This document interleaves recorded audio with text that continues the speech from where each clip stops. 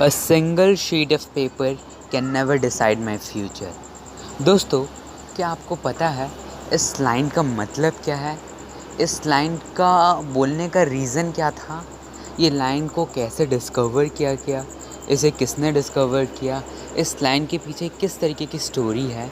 तो चलिए मैं आज आपको बताता हूँ। तो दोस्तों, इस लाइन की कहानी शुरुआत होती है मशहूर great scientist Thomas Alva Edison. जी सही सुना, जिस साइंटिस्ट ने बल्ब का आविष्कार किया था। थॉमस एल्वा एडिशन जो कि 1847 यानी 1847 में पैदा हुए, वो बहुत ही ग्रेट साइंटिस्ट थे। वो पढ़ाई में भी अच्छे थे एंड उन्होंने पता होगा वो 300 बार फेल हुए थे तब जाके वो बल्ब बनाए थे। तो भाई अभी मेरा कहने का मतलब ये स्टोरी चलो स्टार्ट करते हैं। तो बात ये हुई थी कि जब 1897 में थॉमस एल्वा एडिशन को लगा कि जो बच्चे 90% मार्क्स रखते हैं, क्या वही बच्चे ही हमेशा टॉपर बन पाते हैं या फिर जो वही बच्चे ज़िंदगी में सक्सेसफुल हो पाते हैं। तो ये थॉमस एल्वा एडिशन को ये बात अंदर ही अंदर खा रही थी। उन्हें जानना था कि ये जो 90% रखेंगे वही ज़िंदगी में सक्सेसफुल हो पाएंगे या फिर जो 60, 30, 40, 80 रखेंगे वो क्या नहीं सक्सेसफुल हो पाएंगे। तो इस बात को उन्होंने रिसर्च करने के लिए बहुत से टाइम दिया और उस पर स्टोरी स्टार्ट होती है। एक बार होता है ये कि थॉमस एल्वा एडिशन इस बात को पता करने के लिए जो कि आपको पता होगा थॉमस एल्वा एडिशन अमेरिका से बिलोंग करते हैं। तो वो अमेरिका में एक अमेरिका के ऑलमोस्ट हर स्कूल में एक कंपटीशन करते हैं। जैसे आज हमारे टाइम में कुछ brain testing mind hacker questions exams होते हैं, उसी तरीके से उन्होंने 1897 में वो टेस्ट कंडक्ट कराया था। इस टेस्ट को पूरा फुल्ली फाइनल सारे बच्चों को निकालने के लिए तकरीबन हमें 3 साल लगे थे, यानी 1900 सदी आ गई थी। तो होता ये है कि ये जो एक टेस्ट कराते हैं पूरे अमेरिका में, और पूरे अमेरिका में टेस्ट कराने के बाद उसमें से हाईएस्ट स्कोरिंग स्टूडेंट्स को ही सिलेक्ट किया जाता है। अमेरिका के हर स्कूल में ये होता है, ऑलमोस्ट हर स्कूल में होता है। तो जैसे ही ये टेस्ट होता है तो अमेरिका से तकरीबन 2,53,307 बच्चे सिलेक्ट होते हैं। इस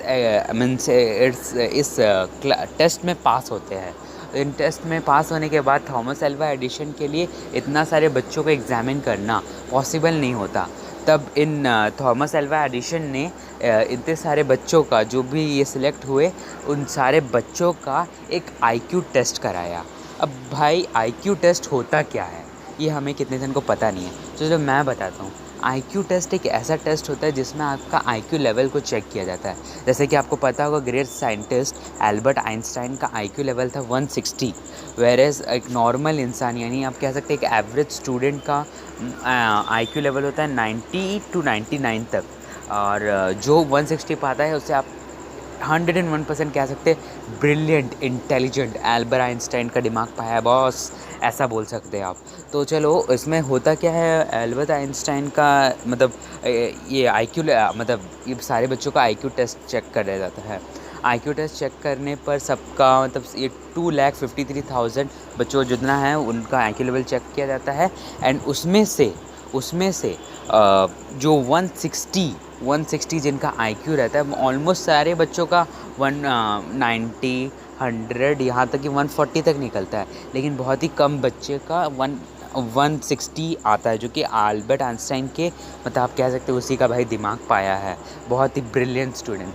तो जो 160 जो लेवल के आईक्यू आता है जिन बच्चों का, वो है टोटल जो 2.5 लाख बच्चों में से सिर्फ 1,007 बच्चों का आईक्यू लेवल आता है 160 आता है सिर्फ 1,007 बच्चों का।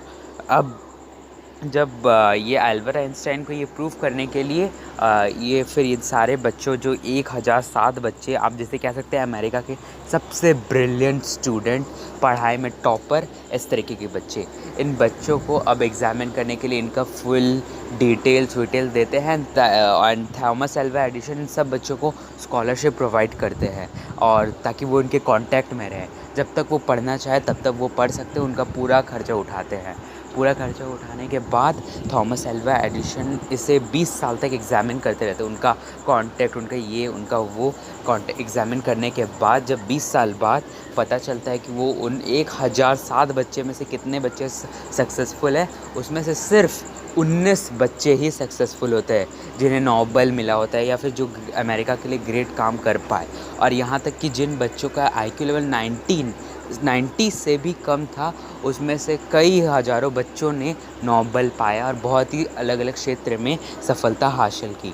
तो ये इस नोबेल मतलब थॉमस एल्वा एडिशन ने ये टेस्ट करने के बाद ये प्रूव किया कि एक कागज़ का टुकड़ा आपका भविष्य तय नहीं कर सकता। A single sheet of paper can't decide my future, ये लाइन को किया।